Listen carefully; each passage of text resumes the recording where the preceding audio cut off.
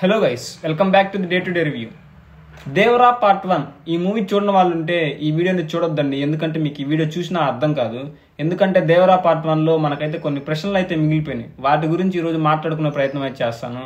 And Devara part 2 ఏ విధంగా ఉండబోతుందో అనేసి ఎక్స్ప్లెయిన్ చేద్దాం అనుకుంటున్నాను. సో పార్ట్ 1 మూవీ చూడని వాళ్ళు ఉంటే అది చూసిన తర్వాత ఈ వీడియో సేవ్ చేసుకొని చూడండి. లేకుంటే మీకు అర్థం కాదు. పర్లేదు మేము చూస్తాం అనుకుంటే ఇంకా చూడొచ్చు, అది మీ ఇష్టం. ఇంకా లేట్ చేయకుండా మెయిన్ కంటెంట్లోకి వెళ్ళిపోదాం. ఫస్ట్ క్వశ్చన్ వచ్చేసి, యతి అండ్ దయా వీళ్ళిద్దరు ఎవరు? వీళ్ళైతే గ్యాంగ్స్టర్స్ అన్నట్టు చెప్పారు, కానీ వీళ్ళ మొహాలు అయితే ఎక్కడా చూపించలేదు. సినిమా స్టార్ట్ అయ్యి వీళ్ళ దగ్గర నుంచే. వీళ్ళతో స్టార్ట్ అయ్యి వీళ్ళు ఎక్కడున్నారని తెలుసుకునే విధానంలోనే దేవరా వాళ్ళ గురించి తెలిసిద్ది. యతి వచ్చేసి లోకల్లో అంటే ఇండియాలో ఉన్న దందాలన్నీ చూసుకుంటాడు, అక్కడ మార్కెటింగ్ చూసుకుంటాడు, అక్కడ స్మగ్లింగ్ చేస్తాడు. కానీ దయా వచ్చేసి ఇంటర్నేషనల్ గా చూసుకుంటాడు. నాకు తెలిసినంత వరకు దేవరా సెకండ్ పార్ట్ లో ఈ యతి అనే పర్సన్ రివీల్ చేస్తారు, అక్కడ ఏం జరుగుతుందో చూపిస్తారు. దయా క్యారెక్టర్ మాత్రం పార్ట్ 3లో చూపిస్తారు. ఎందుకంటే అతను చాలా పెద్ద విలను. వీళ్ళందరితో పోలిస్తే దయా అనే పర్సన్ ఇంకా చాలా పెద్ద విలను. ఆ థర్డ్ పార్ట్ లో చూపించే అవకాశం ఉంటుంది. నాకు తెలిసి ఖచ్చితంగా దేవరా పార్ట్ 3 కూడా ఉంటది. దాంట్లో ఈ దయానే పెద్ద విలన్ అయ్యే అవకాశం ఉంటుంది. ఆ దయా క్యారెక్టర్ని ఎవరు ప్లే చేస్తారంటే కళ్యాణ్ రామ్ గారు అని నేను బలంగా అనుకుంటున్నా. ఎందుకంటే కొట్టాల శివ గారు కొంచెం ఎక్కడో పెద్ద డైరెక్టర్, అంటే ఈ రాజమౌళిని ఇమిటేట్ చేస్తున్నట్లయితే నాకు అనిపించింది. ఈ చివర్లో వచ్చిన ట్విస్ట్ ప్రకారం చూసుకున్నా, ఎలివేషన్ ప్రకారం చూసుకున్నా, స్టోరీ రాసుకునే విధానం చూసుకున్నా, ఎక్కడో రాజమౌళి గారి ఫార్ములాని కాపీ చేస్తున్నట్లయితే అనిపించింది. అంటే 3-4 భాగాలుగా సినిమా తీసి అందులో ఒక మల్టీ స్టారర్గా పెడితే, లైక్ బాహుబలిలో ప్రభాస్ని రానాని పెట్టినట్లు ఎన్టీఆర్ని కళ్యాణ్ రామ్ గారిని ఒక ఫ్రేమ్లో చూపిస్తే బాగుంటుంది, ఆడియన్స్ కూడా బాగా అట్రాక్ట్ అవుతారనే ఉద్దేశంతో వీళ్ళిద్దరిని పెట్టే అవకాశం ఉంటుంది, ఒకళ్ళని హీరోగా ఒకళ్ళు విలన్గా. సో మాక్సిమం నాకైతే అదే అనిపిస్తుంది. ఎందుకు చాలాసార్లు అనిపించింది, సినిమా చూసినప్పుడు కూడా ఆ ఫీలింగ్ వచ్చింది. ఆ క్యారెక్టర్ విన్నప్పుడు ఆ దయా అనే క్యారెక్టర్ని ఖచ్చితంగా కళ్యాణ్ రామ్ గారు ప్లే చేస్తారని అయితే పక్కగా అనిపించింది. దీనిపైన మీ అభిప్రాయం ఏందో కామెంట్. సెకండ్ క్వశ్చన్ వచ్చేసి, మురుగా ఎలా చనిపోయాడు, ఎవరు చంపారు? దేవరా గురించి ఫ్లాష్ బ్యాక్ చెప్తున్నంతసేపు మురుగా బతికే ఉంటాడు. కానీ స్టార్టింగ్ లో ఆ పోలీసులు వచ్చేసి డిఎస్పీ కమల్ని అడుగుతున్నప్పుడు మురుగా చనిపోయాడు అని చెప్తారు. మురుగా చనిపోయే ముందు మురుగా దగ్గరకు వచ్చింది యతి వస్తాడు. ఈ యతి అనే క్యారెక్టర్ మురుగాను కలవడానికి వచ్చేసి సముద్రం నుంచి మళ్ళీ సరుకు దింపాలి, ఇది అర్జెంట్ సరుకు అన్నట్లు మాట్లాడడానికి యతి వస్తాడు. అతను వచ్చినప్పుడు నాకు తెలిసి ఇదే పాసిబిలిటీ అయ్యే ఉంటుంది. ఆ యతి సముద్రం నుంచి సరుకు దింపాలి, ఇది ఖచ్చితంగా దింపాల్సిన సరుకు అని మాట్లాడుకునే ప్రాసెస్ లో ఈ మురుగా వెళ్ళేసి ఖచ్చితంగా సరుకు దింపండి, దేవరా వచ్చినా పర్లేదు, దేవరాని చంపేద్దాం, మన దగ్గర గన్స్ ఉన్నాయన్నట్లు ఏదో తీసపోయి ఉంటాడు.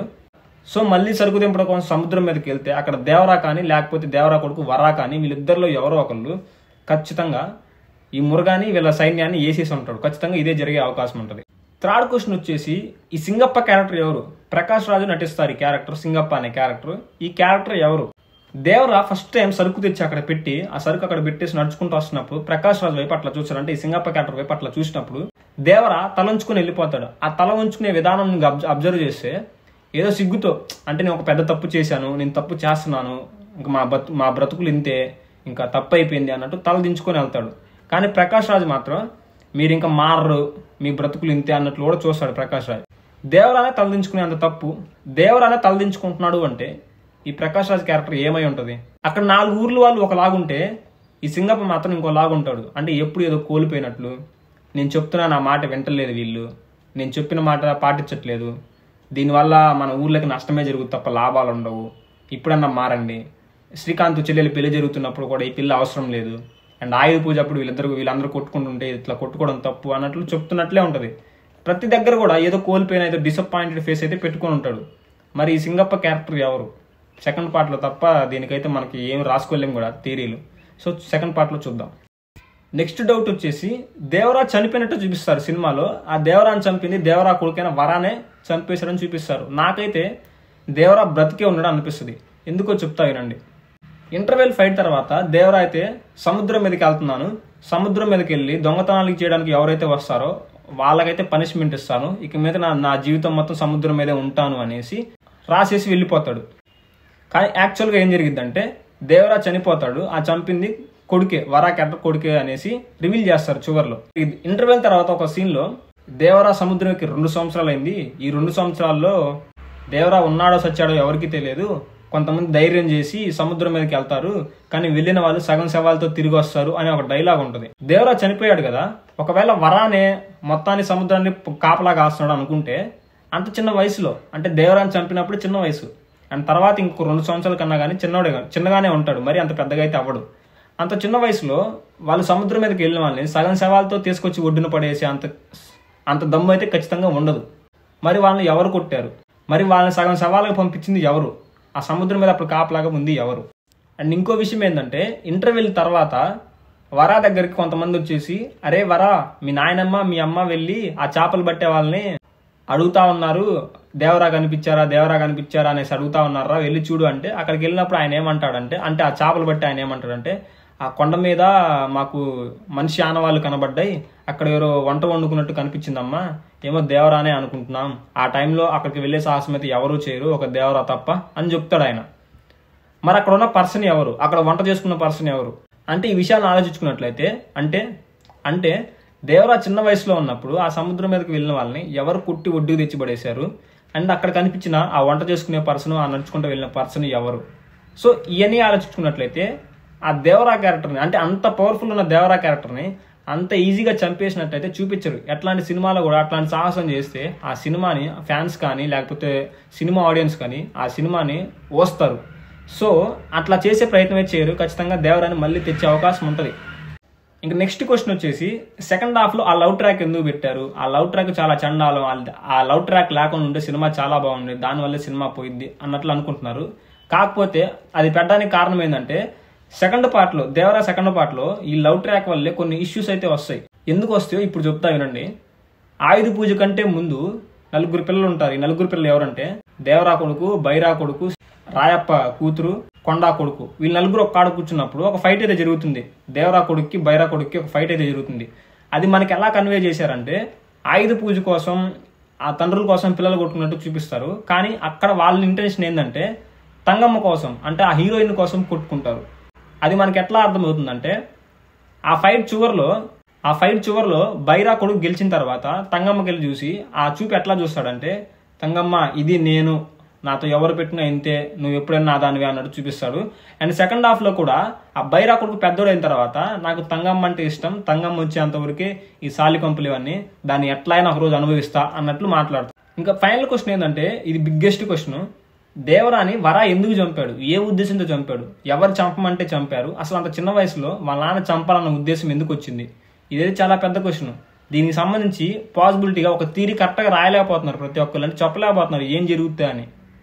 బట్ నేనైతే ఒక థియరీ అయితే అనుకున్నాను, ఇదైతే 90% జరిగే అవకాశం అయితే ఉంటుంది. అదేందో చెప్తా వినండి. దేవరాని చంపు అని చెప్పింది జోగులా క్యారెక్టర్. పసిపిట్ల పూసుకుని బొట్టు పెట్టుకుని పూజలు చేస్తూ ఉంటారు కదా, ఈమె దేవరాని చంపు అని చెప్పినట్లు ఉంటుంది. ఎందుకంటే ఈమె కొన్నిసార్లు అబ్జర్వ్ చేసినట్లయితే చాలా వీయడ్గా అనిపిస్తుంది, అంటే ఏదో నడిపిస్తుంది, వెనక నుంచి ఏదో చేస్తుంది అన్నట్లయితే అనిపిస్తుంది. ఆ ఇంటర్వెల్ టైం అప్పుడు అక్కడ డెడ్ బాడీస్, అంటే దేవరా చనిపోయిన తర్వాత ఇంటర్వెల్ టైం అప్పుడు అందరూ పరిగెత్తుకుంటూ వస్తారు. కానీ అందరిని ఒకలా చూపిస్తే ఈ జోగులా క్యారెక్టర్ కూడా నడుచుకుంటూ వచ్చేదాన్ని ఒక పర్టికులర్ ఒక కెమెరా యాంగిల్లో, అంటే చేసిందంతా నేనే కానీ నాకు ఏమీ తెలియదు, నేను అమాయకురాల్ని అన్నట్లు వచ్చినట్లు చూపిస్తారు. నాకైతే ఆమె క్యారెక్టర్ ఎందుకు కొంచెం మిస్టీరియస్గా అనిపిస్తుంది. జోగులా ఎందుకు చంపిద్రా? జోగులాకి ఏం అవసరం? దేవరాని తన కొడుకుతోనే చంపించాల్సినంత అవసరం ఏమొచ్చింది? ఏమైనా ఉంటే దేవరాతను చెప్పిద్ది కదా అని అనుకోవచ్చు. బట్ ఈ జోగులా వరాకి ఏం చెప్పిద్దంటే, అంటే ఇక్కడ జరిగిందని చెప్పలేను, ఒకవేళ జరిగే అవకాశం ఉంటుంది. ఏం చెప్పిద్దంటే, వరా మీ నాన్న 4 ఊర్లకు ఎగనెస్ట్గా వెళ్తున్నాడు, అంటే ఈ 4 ఊర్లు వాళ్ళు ఏమనుకుంటారంటే మేము సంద్రం ఎక్కాలి, దొంగతనాలు చేయాలి, మేము బతకాలి అన్నట్టు అనుకుంటారు. కానీ దేవరా ఒక్కడు మాత్రం వీళ్ళందరినీ అట్లాంటి పనులు చేయకుండా చేపలు పట్టాలి, పడవలు తయారు చేసుకుని వాళ్ళ జీవనం కొనసాగించాలి అన్నట్లు వీళ్ళందరికీ ఎదురు వెళ్తాడు దేవరా.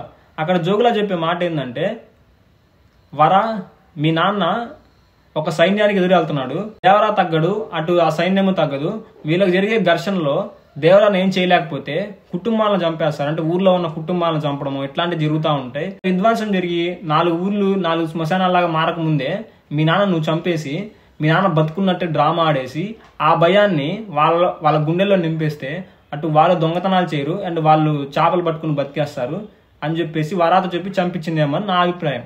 సో నేనైతే ఒక పాసిబిలిటీ థియరీని వెతుక్కుంటే ఆ జోగులానే ఎన్టీఆర్ని, అంటే దేవరా క్యారెక్టర్ని చంపించిందేమో అన్నట్లయితే అనుకున్నాను. లేదా ఇంకా ఛాన్స్ ఏమన్నా ఉందంటే ప్రకాష్ రాజ్ చంపించే అవకాశం అయితే ఉంటుంది అనుకుంటున్నాను. మరి మీ అభిప్రాయం ఏందో కామెంట్ చేయండి. లేదా మీకు ఏమైనా డౌట్స్ ఉంటే కామెంట్ రూపంలో తెలిపే ప్రయత్నం అయితే చేయండి. నేను ఖచ్చితంగా వాటి గురించి ఎక్స్ప్లెయిన్ చేసే ప్రయత్నం అయితే చేస్తాను. సో ఇవ్వండి దేవరా మూవీ నుంచి నాకున్న డౌట్స్ అయితే. ఈ వీడియో ఇప్పుడు దాకా చూసినందుకు థ్యాంక్ యూ సో మచ్ అండి. ఈ వీడియో నచ్చినట్లయితే ఒక లైక్ చేయండి అండ్ నన్ను సపోర్ట్ చేయాలనుకుంటే నా ఛానల్ సబ్స్క్రైబ్ చేసుకోండి. Thanks for watching. మళ్ళీ కలుద్దాం.